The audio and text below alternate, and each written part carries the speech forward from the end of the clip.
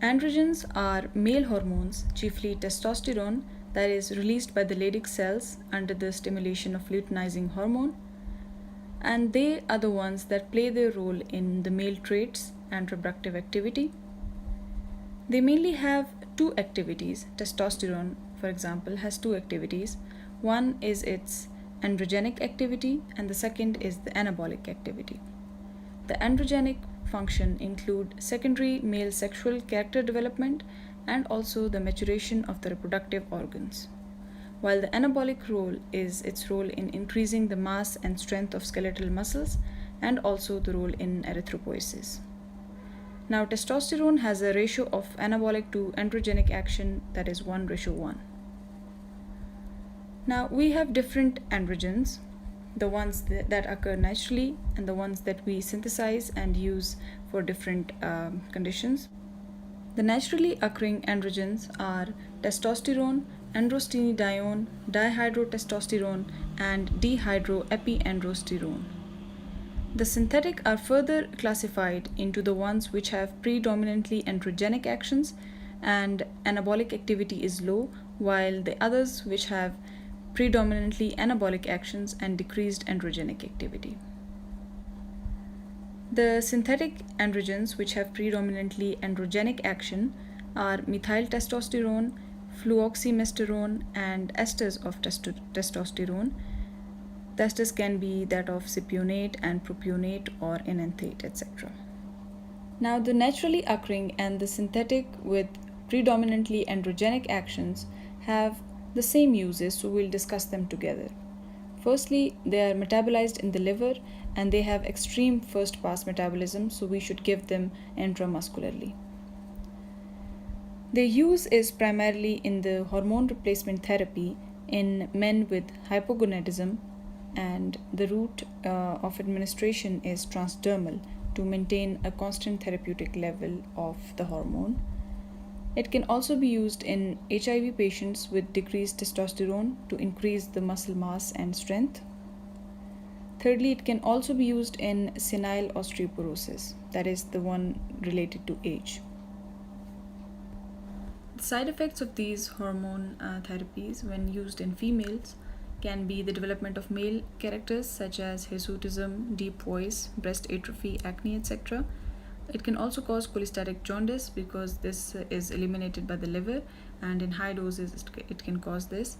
In children, it will cause short stature because of premature closure of the epiphysis.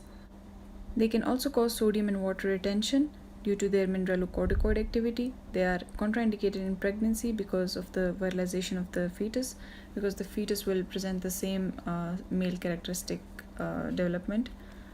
And it is contraindicated in cardiac and renal disease and also in prostate and breast cancer because these cancers usually have androgenic receptors, and in response to testosterone hormone they will increase their growth.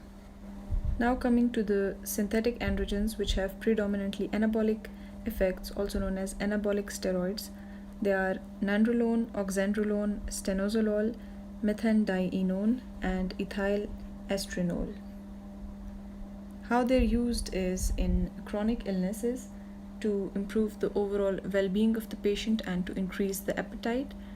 They can also be used in recovery from surgeries, burns, and chronic illnesses by increasing the overall well-being of the patient and its anabolic activity. It's also used to counteract the action of cortisol. You know that cortisol will decrease the lean body mass and increase energy expenditure, so testosterone will reverse that. It can also be used in postmenopausal and senile osteoporosis, and also used to treat itching that is associated with biliary obstruction, and the itching is due to bile salt deposition under the skin. Lastly, let's see some anti-androgens. They oppose the androgenic action by 4 different ways. Firstly, we have physiological antagonists of androgens. Then we have drugs that will inhibit testosterone synthesis. Thirdly, we have androgen receptor antagonists.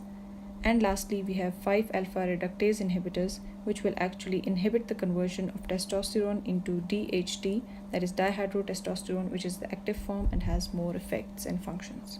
The physiological antagonist of androgens is estrogen. What it does is it inhibits GnRH release and thus inhibits FSH and LH. And as you know, LH is necessary to secrete testosterone, so testosterone will also be inhibited. Secondly, testosterone synthesis inhibitors are ketoconazole, which is basically an antifungal drug, and it will inhibit testosterone synthesis both in the adrenals and in the gonads. Thirdly, we have androgen receptor antagonists. First is spironolactone.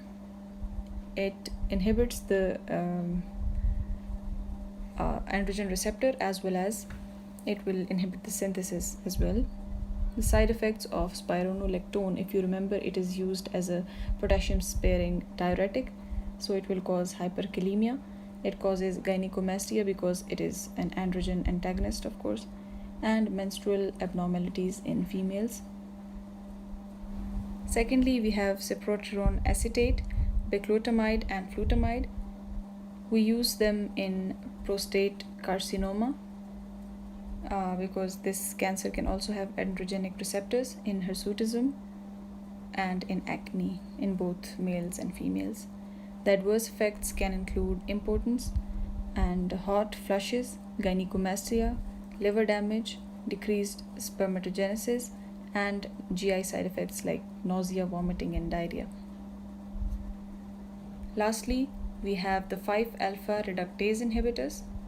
What they do is they will inhibit the conversion of testosterone into dihydrotestosterone, which is the active form, and it has many functions.